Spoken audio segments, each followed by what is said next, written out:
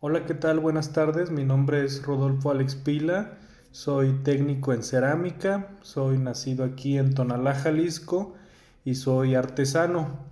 Voy a platicarles sobre las técnicas que más utilizamos aquí en la región de Tonalá, que son seis. Es el barro bandera, el barro vetus, el barro bruñido, el barro policromado, el barro petatillo y engretado y también el barro terracota o inclusive uno más que es el barro canelo. En el caso del barro bandera se considera que es uno de las técnicas más antiguas aquí en la región. El barro bandera utiliza tres pigmentos muy representativos, alusivos al lábaro patrio, que son el verde, el blanco y el rojo. El verde se le llama engobe, el rojo, perdón, se le llama engobe a la pieza cuando se le da un baño total y después se le añaden con eh, matices blancos y matices negros los diseños. En este caso en Tonalá los diseños que se dan, la iconografía son los nahuales, son aves, flora y fauna. Uno de los también principales técnicas que utilizamos son el barro brunido. Ese barro tiene la especificidad de que con una pirita, una piedra parecida al oro, se le da un brillo natural a la pieza cuando se frota, cuando se talla con la misma.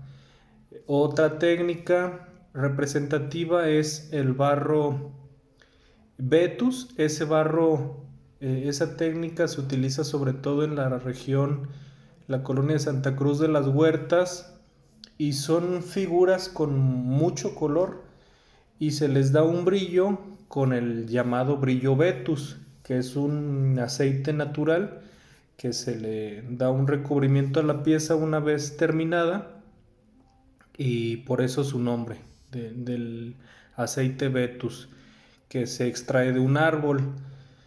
Otra técnica representativa es el barro canelo, que se utiliza sobre todo en la región del Rosario, aquí en Tonalá, y como su nombre lo dice, tiene matices en colores canelos, en colores cafés, en colores claritos. Esos ustedes los verán muy comúnmente en los mercados, sobre todo en los botellones, botellones que nos venden para el agua y que sabe muy sabrosa, por cierto, porque te deja un sabor a tierrita, tierrita fresca. Ese es el barro canelo. Tenemos el barro terracota, que ese se utiliza sobre todo en las macetas. Es el barro que no tiene mayor decoración más que unas motitas ahí con una esponja o con una estopa para dar un efecto como oxidado, sobre todo en las macetas grandes que se ven acá en Tonalá. Ese es el barro terracota. Y para finalizar tenemos el barro brunit, no, el barro petatillo y el barro vidriado. Eso lo cuento como uno solo porque el petatillo es el diseño que se le da con el pincel, con la pintura. Petatillo, ¿por qué? Porque son líneas muy delgaditas que asemejan un petate, son cuadrículas muy finitas. Y el vidriado que se le da, esa es la técnica. Una cosa es la pintura, el decorado petatillo y otra la técnica para que dé ese efecto engretado. Lo van a ver mucho en la loza fina, en las vajillas, en los jarros, en los platones, porque es un brillo muy fuerte. No hay mayor ciencia en eso. Entonces, y por último el barro policromado. Ese se utiliza cuando la pieza está quemada, se le añaden pinturas, ya no matices de tierra, porque todas las técnicas decoradas que les hablé antes se dan con los mismos pigmentos, con las mismas tierras, con que se les va dando el acabado con el pincel o los diseños del dibujo. Y el barro policromado no.